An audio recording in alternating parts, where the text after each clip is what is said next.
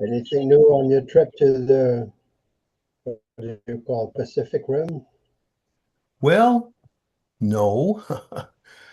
Yes, I'm making progress toward getting our passports. Probably going to get photos today. So, yes, there is something new, but it's slow progress. I think we have Yes, time. yeah. I started It's recording. always Good morning. This it's is always Ken. got timing. It's timing. It's timing. I understand.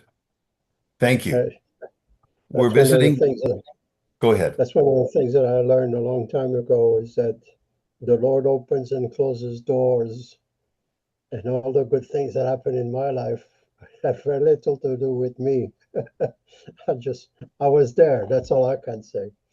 I didn't, I didn't what do you call it, initiate anything like that. Mike, I can say the same thing about my life. I have had some amazing privileges, and they weren't the result of a 5-year goal. They weren't my doing. Like you say, I was there. And Mm. so we have that in common. Thank you. I'm Ken. This is Mike. We're visiting today about getting out of a rut, meaningful change in all kinds of organizations. What else should we consider, Mike? Well, yes, for the last few days I was thinking, how do I quote a higher authority?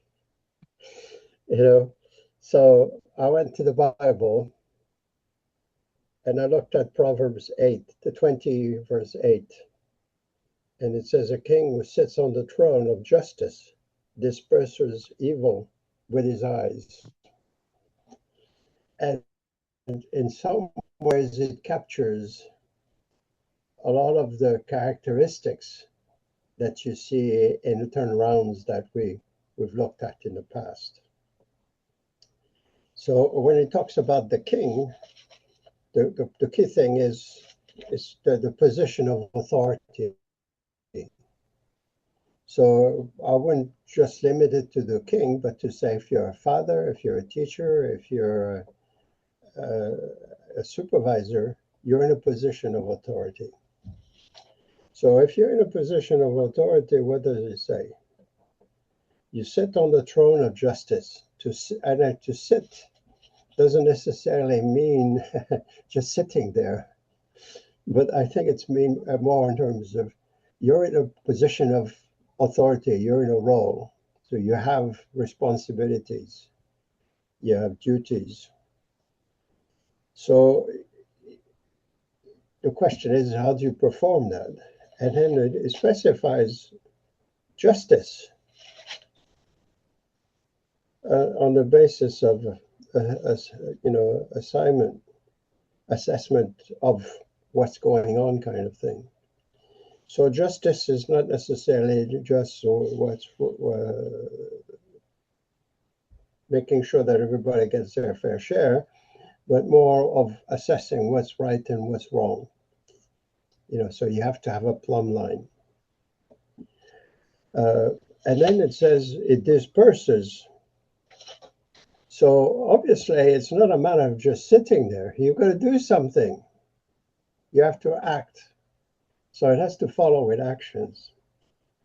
And then he says it's about evil, and it's anything that's amiss. And the eyes, it doesn't say just sit there. You observe it. It registers, it computes. So when you look at that, you say it's a mouthful because you're in a position of authority. You have to have standards. You have to act on what is amiss, and you have to do it through actual observation. Yeah, you have to be there. You have to be there. So that's the first thing that I saw that was kind of reinforcing the model that we've been talking about. Uh, the second thing that I looked at is I was looking at justice, so I tried to see what other places there is a justice mentioned. Hmm. And Micah 6:8 struck a chord. Yes. because it says, what does the Lord require of you but to do justice? And justice doesn't stop there. It says to love kindness. Okay, so what is kindness? Does it mean that you close your eyes on what's going on? The answer is no. So I went again to the internet and looked at different definitions, and one struck a chord with me. It's a website called Kindness is Everything. And it says kindness is a sincere and voluntary use of one's time, talent, and resources to better the lives of others. So when you look at kindness and say, well, what am I doing for the benefit of all the employees or all the stakeholders? Yes. So it's not a one-way street kind of thing. It's pretty broad. So if we want to be righteous, guess what? Not only do we have to do justice, but we have to love kindness. We have to extend kindness. So I was thinking about that, and then I was thinking about one time I saw a report that was relating the standard of living with corruption. And what the study was stressing is the more corrupt a country is, the lesser the standard of living is within that country. Interesting.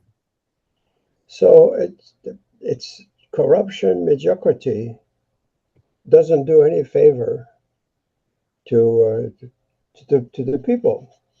It's not So, kindness. yeah, exactly. Then I was thinking, and I was say, okay, what does Gallup say about those kinds of things? And it says, at one place, I'm expecting what you expect, what makes you motivated, what make you engaged, and they come up with the 12 different things, and one of them was, are the people around me performing what they should be doing? Are they doing well, or is there mediocrity? So you can see very quickly that all of those things tie together, because the whole thing is that if you're the guy in charge, guess what? You want people engaged. And if you want them engaged, there's basic kinds of things that have to do with their well-being and the way you perform your task. So the question then becomes, okay, what do you see? Why is it that people are blind? Uh, and then I was thinking of, well, maybe I'll use myself as an example as a consultant. When I was consulting, the first thing that I would say to people where they were asking for my assistance was to say, okay, the first thing I want to do is I want to see the startup. I want to be there to see how things go. And by asking that question is already an indication, because one instances that I mentioned before is in Montreal. When I asked that question to the local management, I got three different answers as to when the plant was starting. So right there, a couple of things. One is never been there, Yeah. and two is, how are you supposed to make things happen? Another time I was on the floor and in another place, it was Poughkeepsie, New York, and one of the workers said to me, "Oh, Mr. Leblanc," and then right there I realized that they thought I was the president of the company. They didn't know him. So I go back to the office and I said to him, "Hey, out." Oh, he said, "I've got things to do." I said, "No, nothing more important than that." So we went on the floor, and then people then saw who the president was. So it's And an I've got a example. question for you. I don't know if you have a feel for this because sometimes people don't get back to you and report back after you've gone, but did that stick? You took the president or the CEO down to the floor. Did Yeah. they realize how important that is and continue to do that, or is that just because you were there and did it? Um, I can't answer. I don't know. I I What? realize that sometimes you don't get that Yeah, information. it is, and that's a good question because the thing is, how do you what would you call it? You can get the concepts across, but you don't necessarily guarantee that it will stick. On more than one occasion, you've emphasized to me that if every level of management doesn't get involved and they Yes. go so that they can see, that's where Yeah. that verse from Proverbs, with their eyes, so that Yeah. they can see and talk and listen, your your impact will be short-lived. While you're there, you have Yeah. impact, but it won't continue unless every level of management goes to the floor and and understands the importance of seeing and hearing. Exactly. Exactly. So the thing of seeing, it's not being brilliant or smart or anything like that. It's just a matter of being there and, and seeing what's obvious to everybody, you know. Mhm. So other places are that same place where they thought I was the president. When I started, the workers were there, and half an hour later, the supervisors were showing up. Mhm. Well, they don't start at the same time as the workers. They come half an hour later. Yeah, well, you know, where's the wisdom in that kind of thing? It's exactly. So that's why I say that the, the, the, the importance of the startup sets the mood for the rest of the day. Yeah. It shows the level of expectation, the eagerness, or the I don't care kind of thing. And I once saw a quote by Plato, and his quote was, "The beginning is the most important part of work." So I don't know how many thousands of years ago he was around, but obviously then the beginning is important. So that's why, as a rule, as a way, is I would go first to see the startup.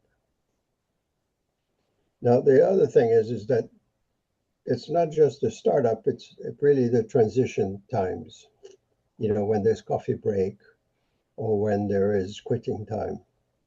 My first job was in Seattle, and the room that I was in, there was probably, I don't know, 60 people in there.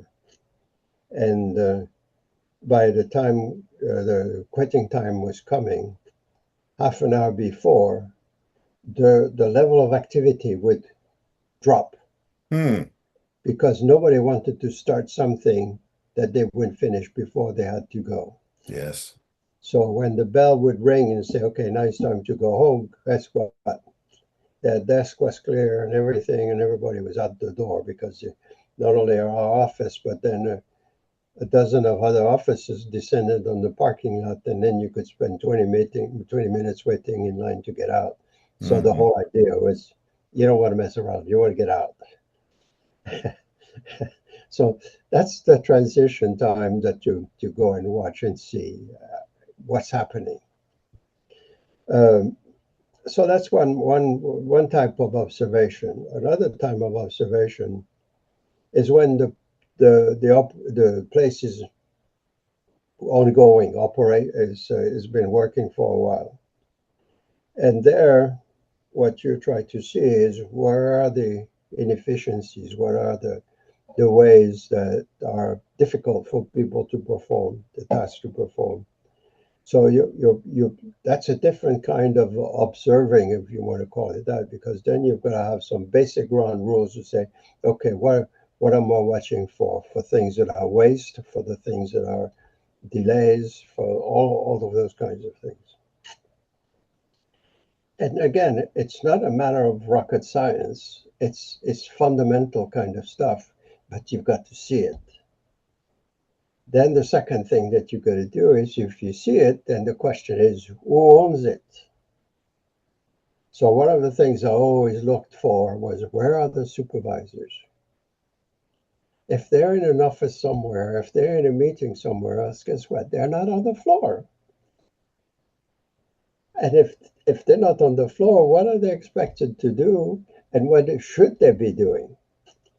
Like greeting employees when they come in and asking them questions about how you're doing and stuff like that, showing that you cared. That's really what it comes down to. And if you're not there, guess what? They don't know if you're there or not, kind of thing. When they come back, then you solve whatever problems there are. So that's the second thing that I would look for is where are the supervisors? What's happening? What's their contribution? Because one of the expectations I would have is when people show up on the floor, within the first 2 minutes, the place should be humming. In one plant, I remember they had some employees, coming half an hour early to start the equipment Mm-hmm. so that everything would be warmed up and ready to run. So it was recognizing that when everybody is there, guess what? You should be running. There shouldn't be any delays. The raw materials should be there. You should know what you're supposed to produce. And all of those things are kind of obvious. So, no, it's not a genius to figure out kind of thing. But it's surprising how many places don't do it. Right. So that's what we're talking about seeing is you've got to, as a leader, you've got to get out of your office, get out from your chair, and go and see what's going on and be there on the floor. Gemba, the Japanese concept on the floor, where the action is. I've got a little different point of view on seeing, and it comes Yes, back to that verse in Proverbs. It says the king gets rid of evil with his eyes. yes, And, and it's amazing how things change when the supervisor or someone in management walks on the floor. yeah, Just the fact that they're there looking yeah, changes things, changes not just the atmosphere, but what people do. yeah, So yeah. anyway, So going back, maybe that's a good thing.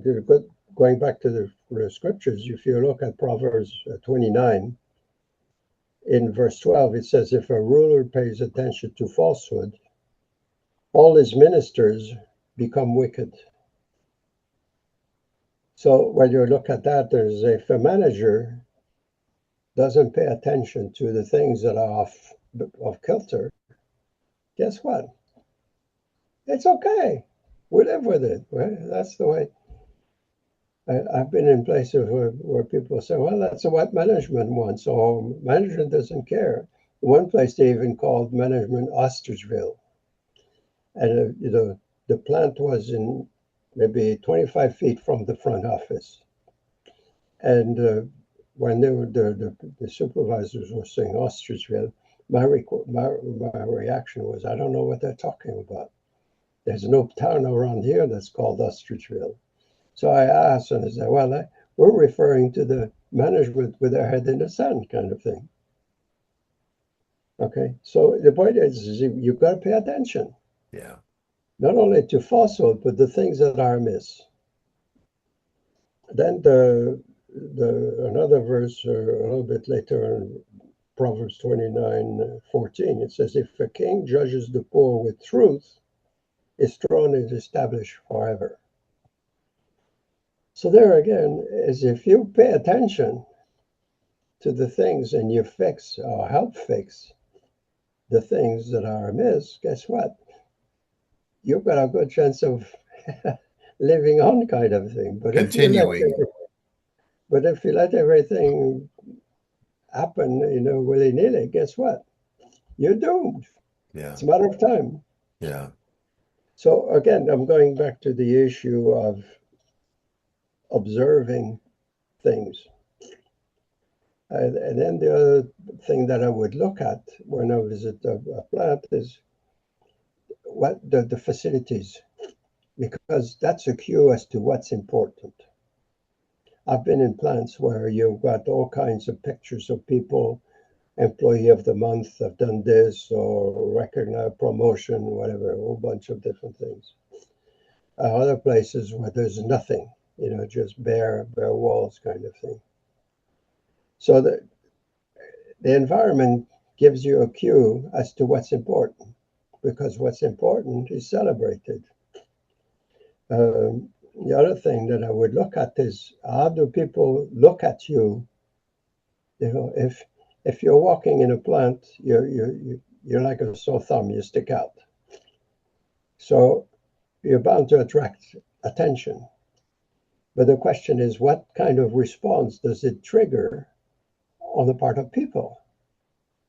If they avoid eye contact, if they're trying to pretend that you're not there, kind of thing, and you can see it by the body language, then that gives you an idea of the kind of relationship that there is between the management It speaks and to the company workers. culture.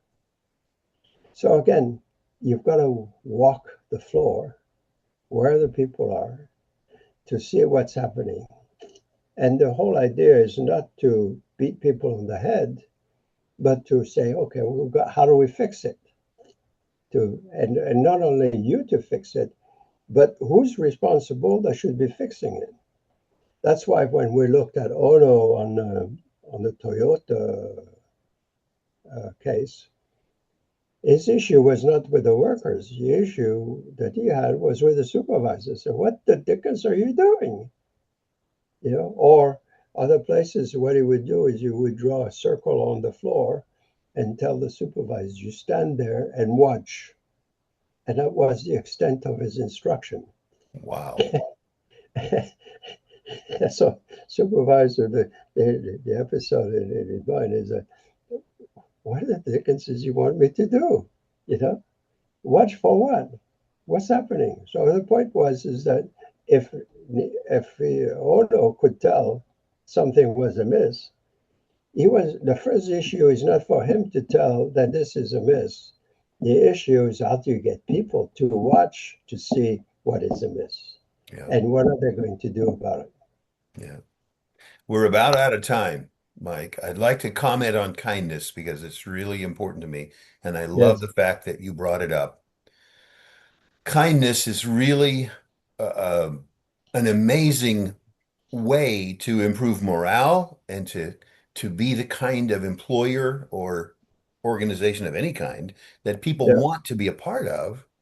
yeah, And sometimes, and this is the ironic thing, I think, sometimes the kind thing is to have the difficult conversation yeah, because your definition of kindness has to do with benefiting and the difficult conversation sometimes, or talking to the person and showing them what's wrong is is the kind thing for everybody. That's what's best yeah, for the group. absolutely, absolutely. So, and that's essentially when you look at Gallup Q12, and I encourage everybody to look it up on the internet.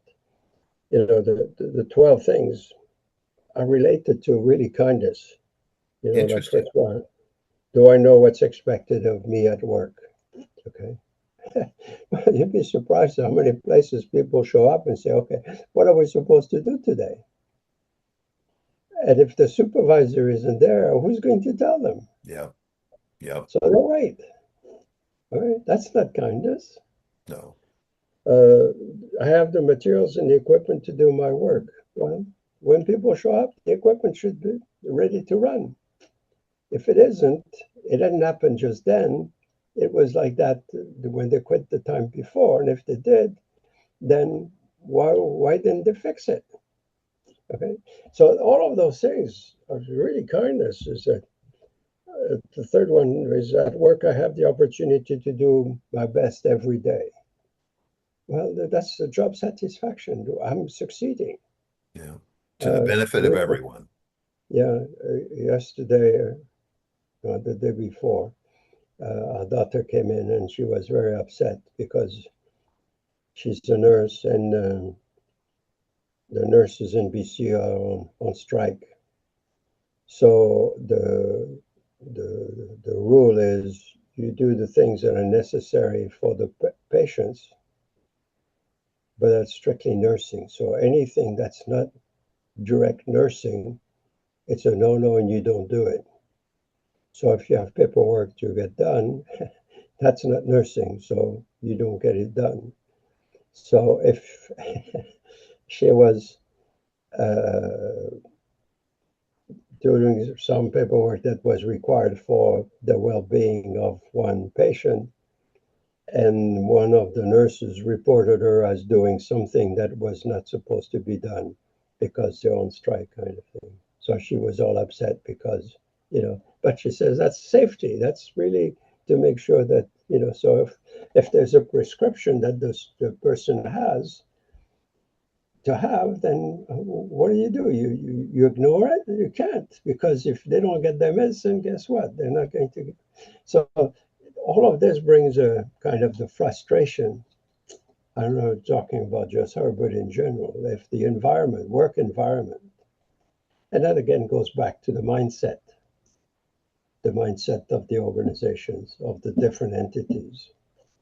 I remember in France, the post office, when they would go on strike, they would call it work to rule. In other words, we don't do anything other than what's specifically with the rules, within the rules.